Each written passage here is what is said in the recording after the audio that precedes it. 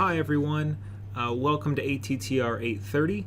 As we begin the semester, I really wanted to start off with a brief primer on prevention, and specifically injury prevention and wellness protection, and how that relates to epidemiology, because epidemiology and injury prevention and wellness protection are critically connected, and I think it's really important to have at least a basic understanding of epidemiology and how we look at injury prevention and wellness protection and disease prevention kind of as one as we move forward throughout this semester.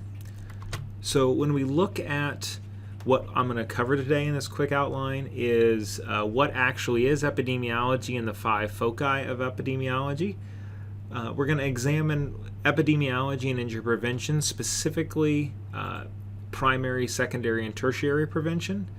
We'll talk a little bit about epidemiology and clinical practice and how clinical practice is essential to epidemiology and epidemiology is essential for clinical practice. And finally, we'll have a discussion about how we can integrate prevention and treatment together through this epidemiology lens. When we start out and we really want to know what epidemiology is, it's the study and the distribution and determinants of health-related states or events in specific populations, and the application of this study to control health problems. So essentially what this means is that epidemiology not only examines the data, examines the problem, but it also looks at what happens when we apply an intervention based on our data to make a change in the context of health. And hopefully some of you are starting to think, wow, that kind of sounds a lot like practice-based research. And epidemiology and screening and gathering data, healthcare informatics, is a key component of both epidemiology and practice-based research. And practice-based research is essentially epidemiology scaled down. So although you may not have ever had a formal epidemiology class, many of these concepts will be familiar based off of your practice-based research project. And there are 5 main objectives or foci of epidemiology that we're going to go over. The first one is etiology, and this is simply determining the cause of a disease and the relevant risk factors that are related to this disease. If we look at this in an athletic training example, it would be something like we want to know how lateral ankle sprains how lateral ankle sprains occur, and what puts an individual at risk for a lateral ankle sprain. And so, we know, right? We learned the mechanism of injury is usually plantar flexion with inversion as a mechanism of injury of how a lateral ankle sprain occurs. It also goes a little bit deeper into, we know that typically lateral ankle sprain involves the ATF and the CF. So this is something that we've done in athletic training. But looking at it from a larger picture and determining, was it a freak accident that this mechanism caused this injury, or is there really a pattern that most lateral ankle sprains are caused by inversion and plantar flexion mechanisms of injury? The second one we're going to look at is extent, and that really is determining the extent that a disease is found within a community, and what is the burden of that disease to the community. And in epidemiology terms, we're talking about a community, and that can be a subgroup of people, it can be the entire population, it can be a specific regional area.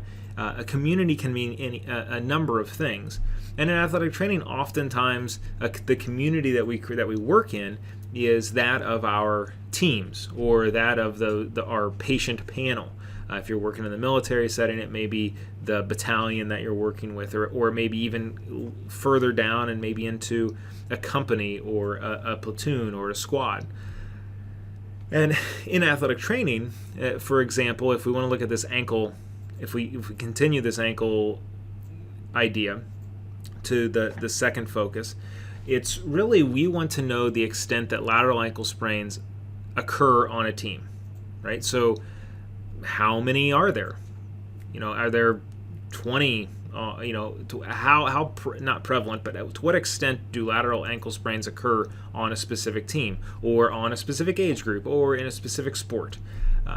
And what is the burden or the type of strain that this injury or illness place on the community and the healthcare provider. So if there are 10 people out on a football team with a lateral ankle sprain, that's very different than 10 people out on a basketball team with a lateral ankle sprain, because they have different burdens on the team. Typically, a roster of football has, a game day roster may have 50 to 70 individuals, where a game day roster of basketball players may only have 12 to 15. So if you have a larger percentage of individuals out on a basketball team to a lateral ankle sprain, that has much higher of a burden on the team or the community as a whole than it would on a football team. But the other way to look at it is, what type of strain does it place on the healthcare provider? Where is if you have, let's use Indiana State as an example, you have 4 healthcare providers, athletic trainers, with the football team, and you have 1 healthcare provider with the basketball team.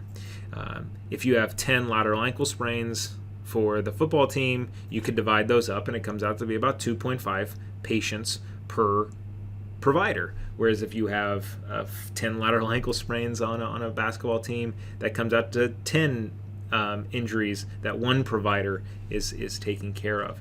So there's really a balance there in that difference between to what extent it exists and to what burden it has. And so you really need to know the community factors and the team factors that go into examining this, which is why I think an athletic trainer is in a perfect spot to be an agent of public health, because we do understand those very community-focused parameters that may increase or decrease a burden of a specific injury or illness on the team or the community that you're working with. The third focus is history and prognosis, and this is determining the natural history and prognosis of a disease. So simply, what is the course of the injury? Has there always been inherent risk in playing basketball? Is there always inherent risk in playing football? Is there inherent risk in playing sports? And what is that baseline risk for obtaining a musculoskeletal injury? And the other thing we need to look at is that some diseases are more lethal than others, and some progress more rapidly than others. Very similar in athletic training and the musculoskeletal injuries that we see often. There are some injuries that are more critical than others. A lateral ankle sprain is different from a C-spine injury.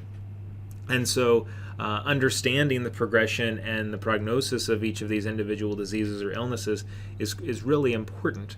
And if we look and we continue this ankle example, if you're working with basketball or you want to work in whatever setting you're working in, you want to determine the baseline level of lateral ankle sprains in basketball. This would be that focus number 3. We need to understand the baseline. So what's the inherent risk of getting hurt in basketball?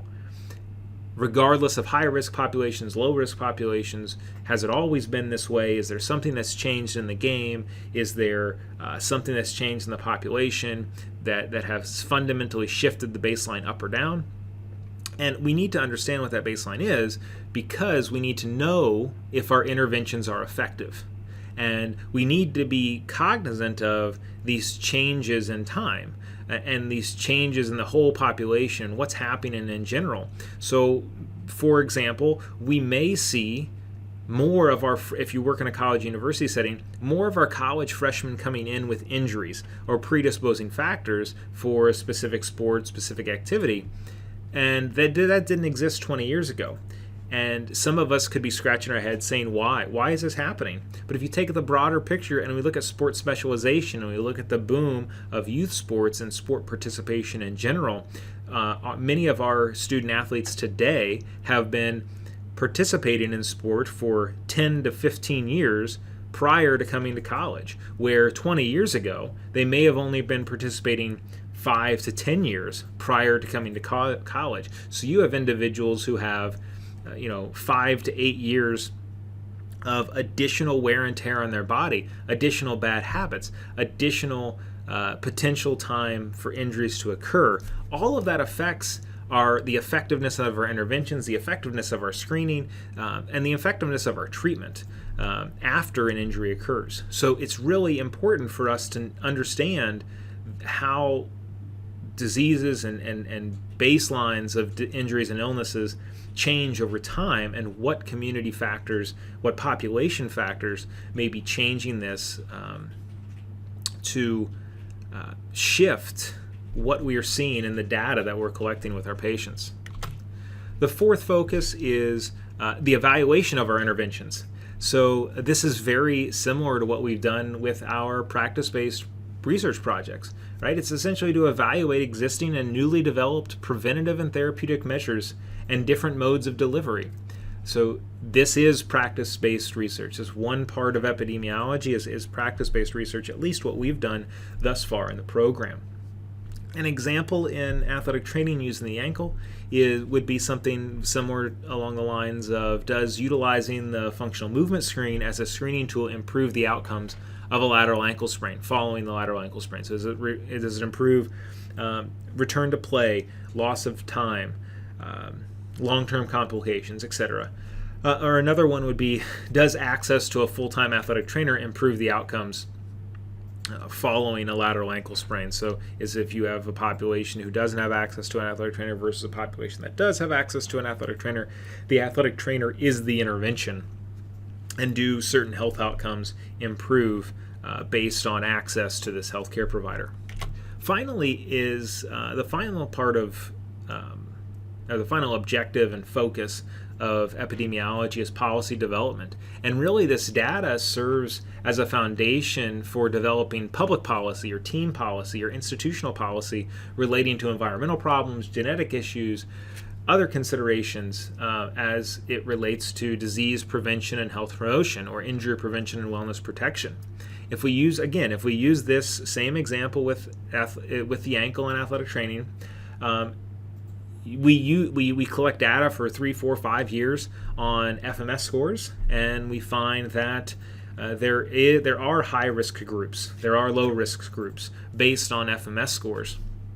And in this focus, what we would do is we would utilize this data and go to our policymakers to develop a policy, working with our physicians, working with the school board, working with the athletic director, working with our medical director, to create a policy which integrates the FMS screening into pre-participation exams, and this screening must be completed prior to the release to participate in sport. We've seen this in athletic training, and we've seen the rapid integration of this into athletic training, specifically with the impact. We've always had some sort of baseline concussion, not always, but in recent memory, we've always had some sort of baseline concussion testing. But we look at the explosion of the impact computerized testing system and how quickly that has become a mandate in many communities prior to release for participation in sport. And what drove that was the data and the public health data and epidemiological data in terms, and also a great public relations effort on impact's part in terms of disseminating the research on their work, or disseminating the information on their research.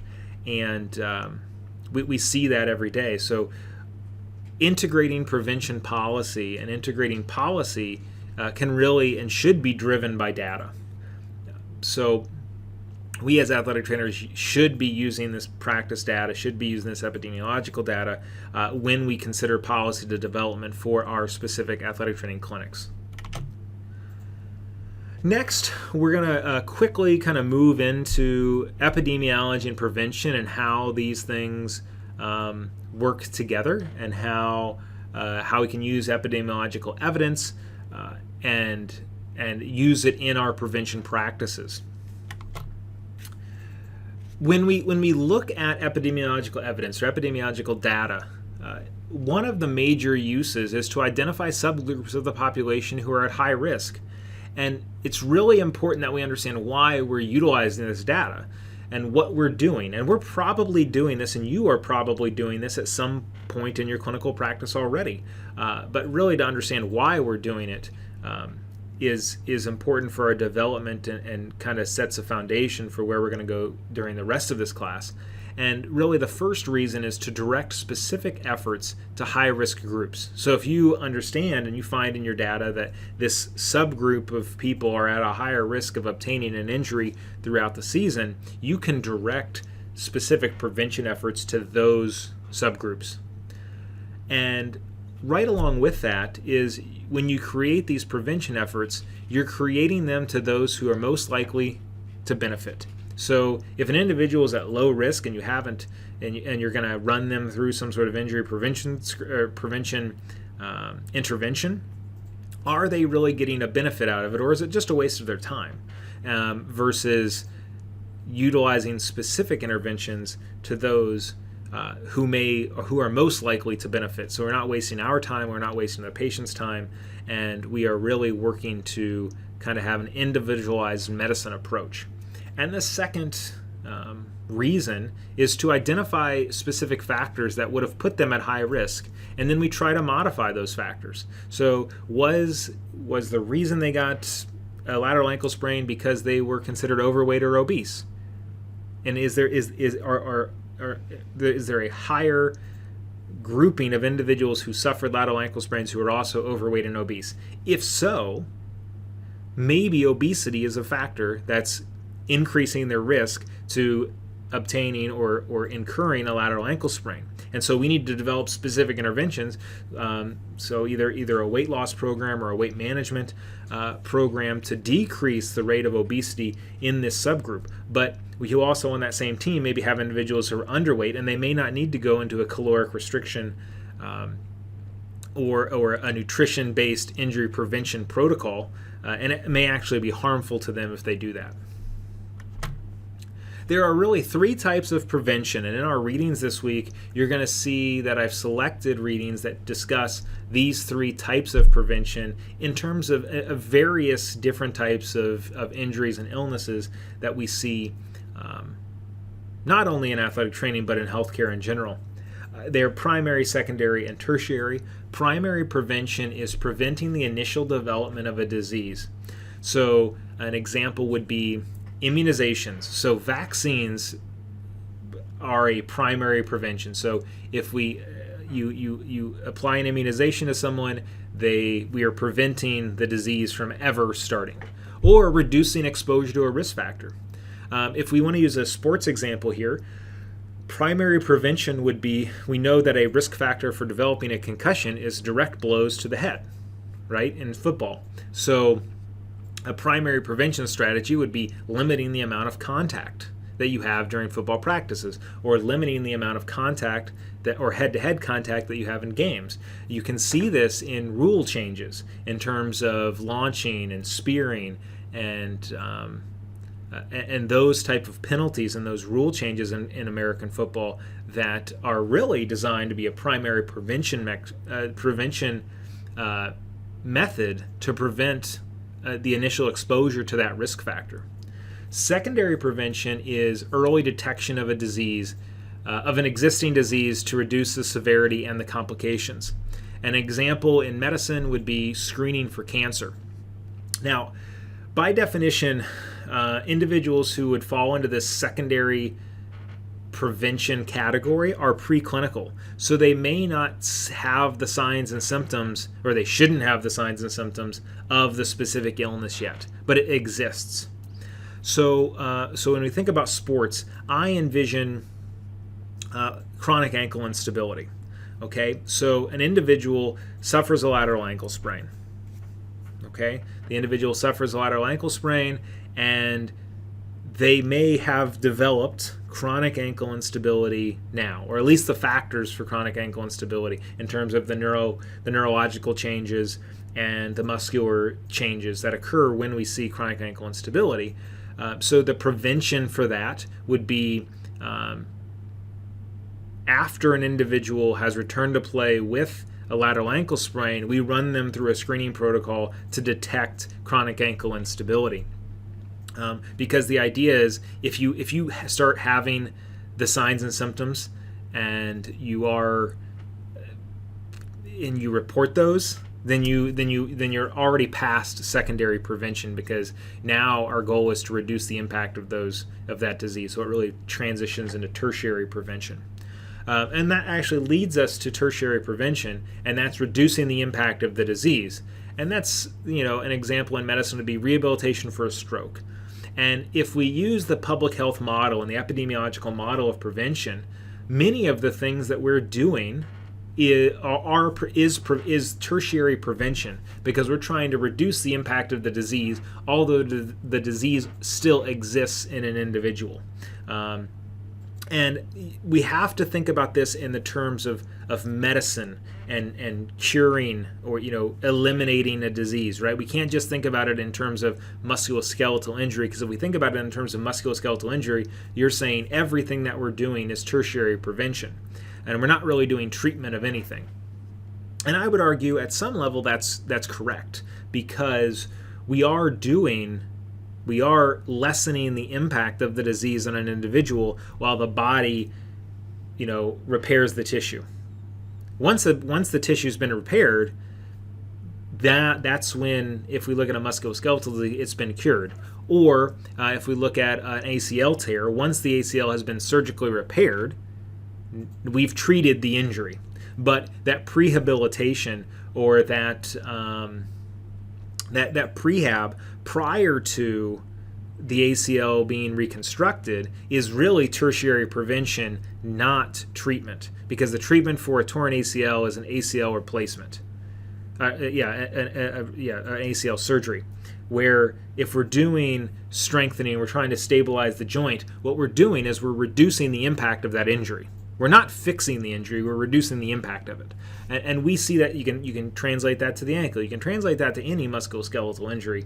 And oftentimes we allow it doesn't have to be a surgical intervention, but oftentimes the injury and illness resolves with time. So those are the three types of prevention. Like I said, we'll have more of that in the reading this week. And right along with this, in epidemiology and public health, we really have two approaches to prevention. The first approach is population, and the second one is high risk. When we look at the population-based approach, it's when we apply a preventative effort to an entire population. Examples of this would be education to prevent the use of tobacco products in order to prevent cancer, or education to encourage, or laws that require the use of safety belts in vehicles to prevent fatalities and severity of injury in car crashes. It could be something as well as making sure you have increase in your intake of whole grains to reduce your LDL cholesterol.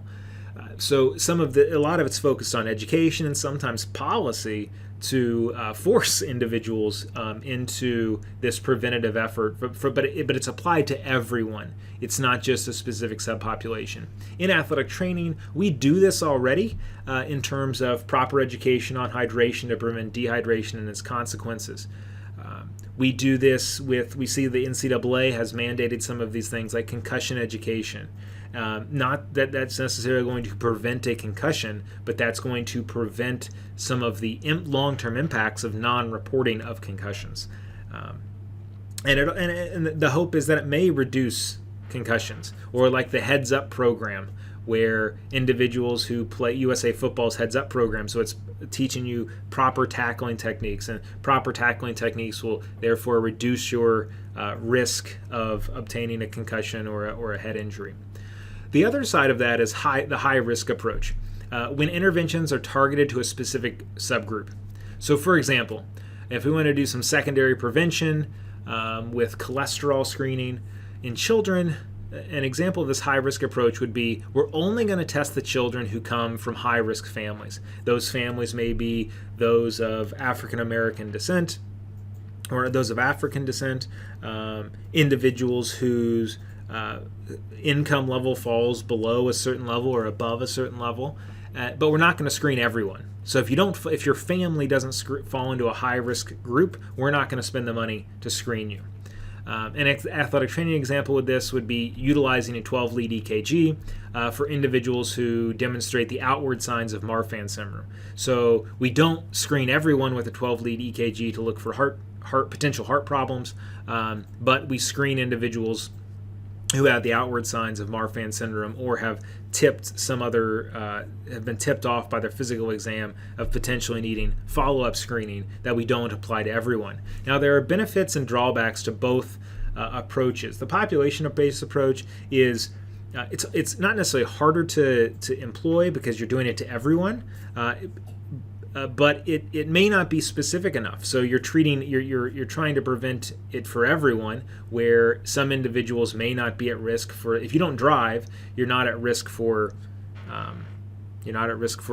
dying in a car accident if you don't wear your seatbelt, or if you don't get in vehicles. Right, that's a bad example. But they're low cost, which is super beneficial. But we may be. For some people, we may be wasting their time because they may not ever be in that elevated risk category. The high risk approach costs more money because what's inherent in the high risk approach is there has to be some sort of factor that tips people off on whether or not you're going to get screened or you're not, or you're going to get this prevention intervention or you're not. In athletic training, a high-risk approach would be another example of this high-risk approach would be the method that FMS uses with a score of 14 and below as the need for intervention.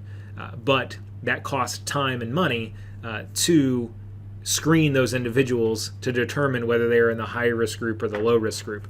And oftentimes, particularly in sports medicine, we don't have the epidemiological data to know what puts someone in a high-risk group versus a low-risk group.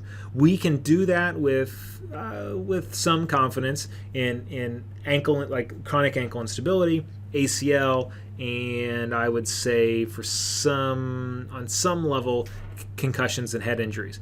But there's not. Those are very specific injuries, not necessarily a whole disease process. So that data is lacking in athletic training, which is an area of research where we really need to focus on. The next one is epidemiology and clinical practice.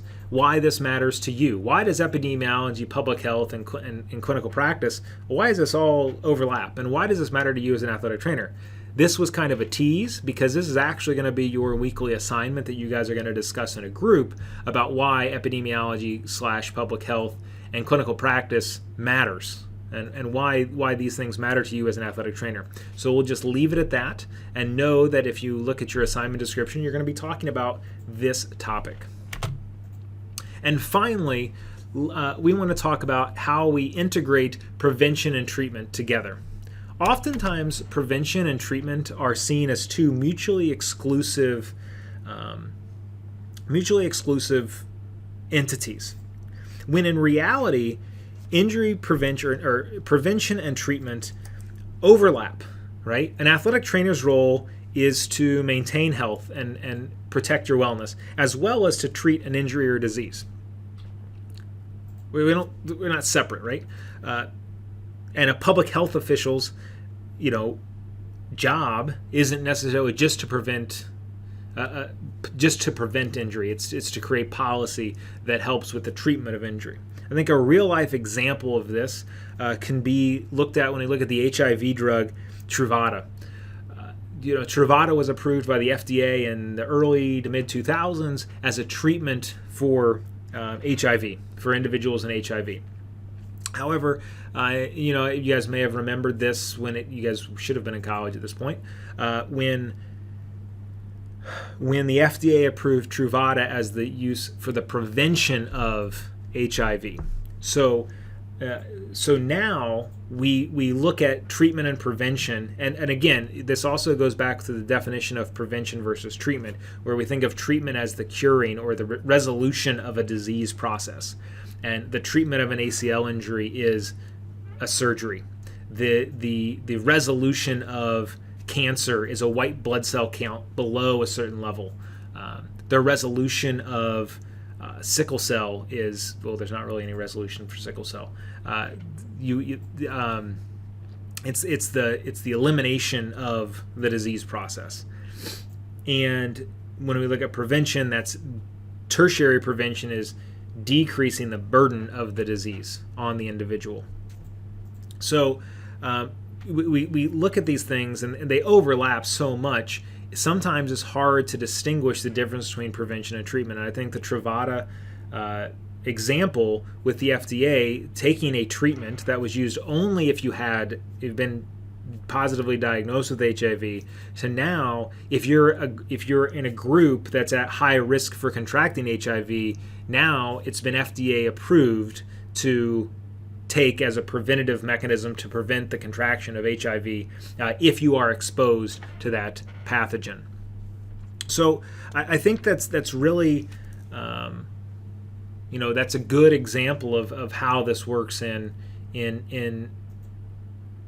athletic training. In medicine. Now you have to think a little harder to find examples of this in athletic training, specific examples. But if you simply change your mindset between the difference of tertiary prevention and treatment, and really look at those definitions as what they are and not what you've been told, you can see how much of what we thought was treatment is actually tertiary prevention.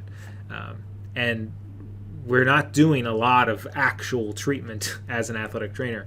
Most of our job is tertiary prevention. Hopefully it's primary and secondary prevention as well. But a lot of our reactionary treatments are quote-unquote reactionary treatments are actually tertiary prevention. So I think with that's going to conclude my primer for you. Hopefully this gives you a good idea of the direction we're going to go this semester, and maybe puts this whole idea of epidemiology, public health, and prevention and wellness protection into a different context about how we're going to approach the whole semester. So with that, if you have any questions, please feel free to contact me. If not, we'll talk soon. Have a great day.